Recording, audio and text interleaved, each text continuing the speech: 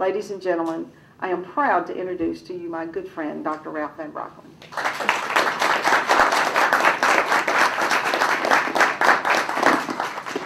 Thank you. Thank you, Jenny. It's a very kind and a very gracious introduction. I'm certainly privileged to have you as my friend. I am thoughtful, I am practical, I am fiscally conservative. I'm Ralph Van Brocklin, and I'm proud today to announce to you that I will be a candidate for a seat on the City Commission in the April 26, 2011 election.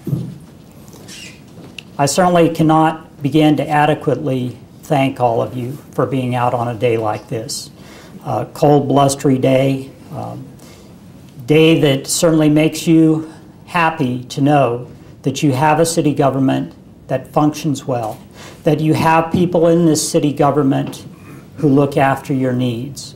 I look forward to being involved in a city government that attends to the needs of its citizens so well. For many cities, certainly would not have a public works department that has cleared things to the extent that ours has made it possible for you to be here with me on this occasion. Again, something that is so very much appreciated.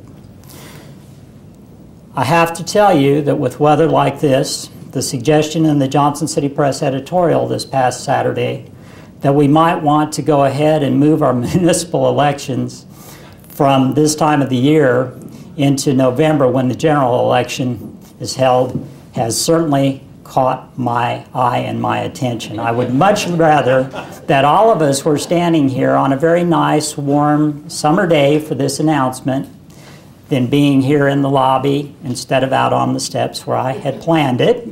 But I was at least kind and had it held in here instead on a cold and blustery and snowy January day. So I think maybe they might have been a little bit more prescient with the timing than I gave them credit for on the front end. Again, that said, I'm certainly pleased that you're here. I appreciate that you're here to indicate your interest. I appreciate that you're here to learn a little bit about me, and I hope that ultimately each and every one of you will see the reason to support my candidacy with your vote. You were kind enough to give me your vote of confidence when I ran for a position on the school board almost 4 years ago. Understanding and constructively addressing the needs of our schools has been an encompassing focus in my life over that period of time. I hope you will agree that I've been consistent in my preparation, vocal when necessary, and always supportive of our students, of our teachers, of whom I have some here today, which I appreciate. Only good thing about school being canceled, I guess. And of our schools. For a variety of reasons, I now do choose to devote my energies to trying to advance our city through service in a different capacity, that of city commissioner. You should not take this as an indication of any lessening of my resolve for our schools. That commitment remains strong. That commitment remains solid. But you should take it more as my realization that I can probably have more impact for our city and for our schools through focusing on supporting, guiding, and putting in place the elements that result in improved economic development in our community.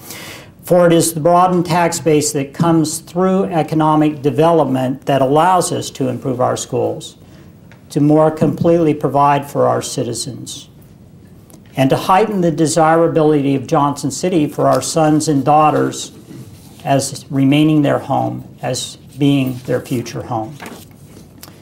And it is the broadened tax base that comes through economic development that provides us the hope of keeping property taxes stable. Understanding that I will focus on economic development as a commissioner, as well as you hearing me indicate that I recognize the importance of economic development in keeping taxes low, is one component of the three essentials that I think you need to see out of any candidate. And those three essentials are, what are the candidate's attributes? What are their personal characteristics? What is the candidate's philosophy of governance? And what will this particular candidate focus on and try to accomplish, hope to accomplish during their term of office?